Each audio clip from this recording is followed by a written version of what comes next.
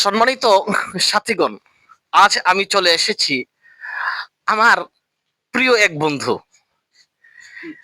দেখেছেন আপনি, উনি বৃদ্ধ হয়ে গেছে, আসলে বৃদ্ধ নয়, ওনার এই যে মনটা হচ্ছে কি বলো, যুবক।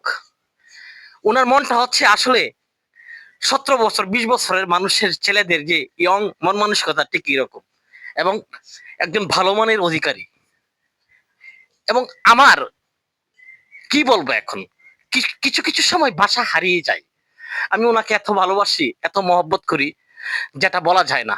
বাংলাদেশের বিভিন্ন প্রান্তে প্রায় 8 থেকে 10টা জেলা আমি ঘুরে বেড়াই, কিন্তু এইরকম বন্ধু পাওয়া বড় মুশকিল। আলহামদুলিল্লাহ, এরকম একজন বন্ধু পেয়েছি। ওনার নাম হচ্ছে আব্দুল কুদ্দুস। আব্দুল কুদ্দুস হয়তো দুনিয়ার বুক থেকে চলে যাবে, কিন্তু তার মায়া, তার বন্ধুত্ব, তার প্রেম, তার ভালোবাসা অক্ষুণ্ণ থাকবে আজীবন। আমার হৃদয়ে, আমার অন্তরে জাগ্রত থাকবে আজীবন।